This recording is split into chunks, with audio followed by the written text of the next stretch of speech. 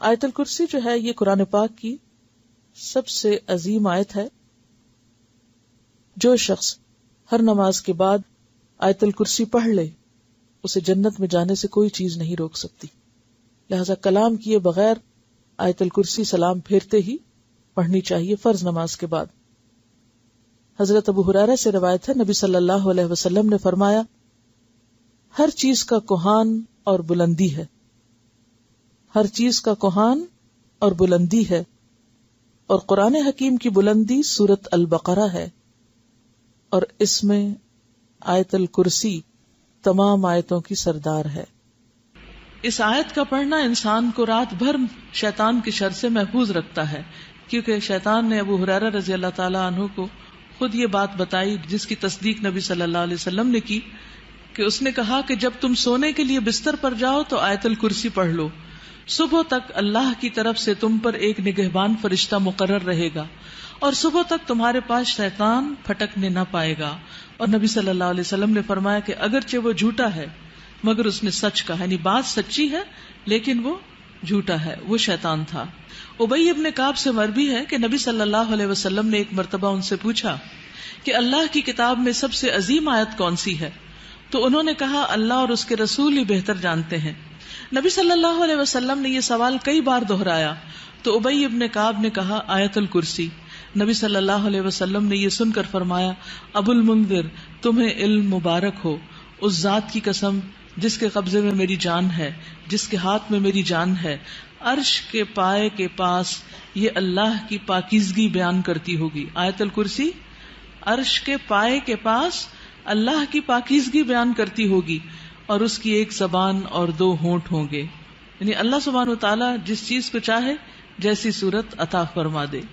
اللہ لا الہ الا هو الحی القیوم لا تأخذه سنة ولا نوم له ما في السماوات وما في الأرض من ذا الذي يشفع عنده إلا بإذنه يعلم ما بين أيديهم وما خلفهم ولا يحيطون بشيء من علمه إلا بما شاء وسع كرسيه السماوات والأرض ولا يؤوده حفظهما وهو العلي العظيم.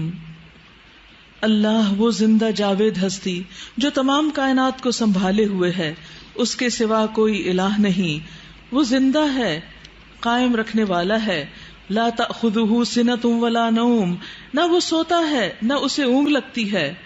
زمین اور آسمان میں جو کچھ ہے اسی کا ہے. کون ہے جو اس کی جناب میں اس کی اجازت کے بغیر سفارش کر سکے؟ جو کچھ بندوں کے سامنے ہے اسے بھی وہ جانتا ہے اور جو کچھ ان سے اوجھل ہے اس سے بھی وہ واقف ہے. اور اس کی معلومات میں سے کوئی چیز ان کی گرفت ادراک میں نہیں آ سکتی الا یہ کہ کسی چیز کا علم وہ خود ہی ان کو دینا چاہے. اس کی کرسی آسمان و زمین پر چھائی ہوئی ہے. یہاں بعض لوگوں نے کرسی کا ترجمہ حکومت کیا ہے جو کہ غلط ترجمہ ہے.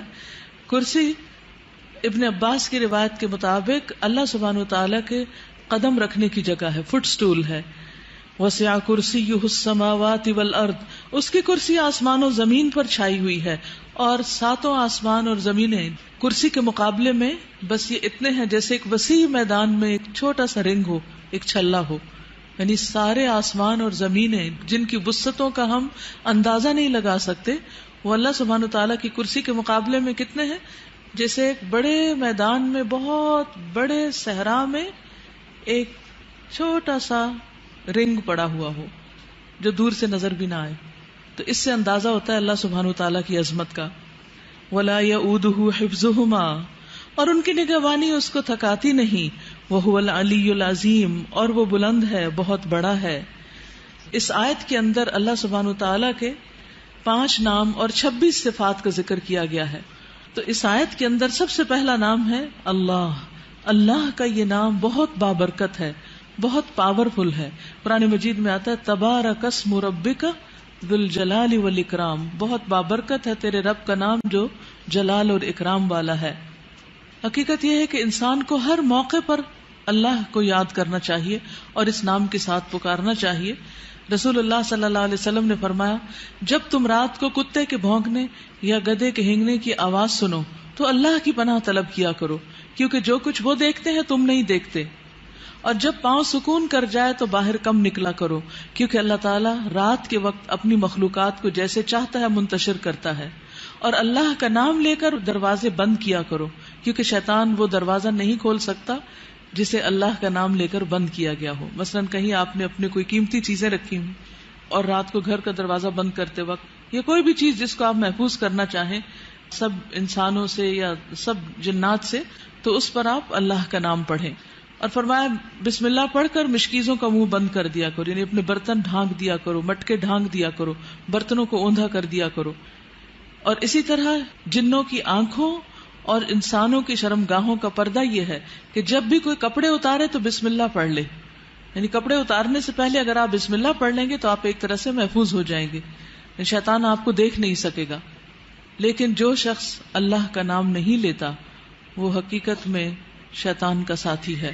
ابن عباس کہتے ہیں رسول اللہ صلی اللہ علیہ وسلم نے فرمایا کہ ابلیس نے کہا اے میرے رب، تو نے اپنی ساری مخلوق کا رزق واضح کر دیا ہے، تو میرا رزق کہاں ہے؟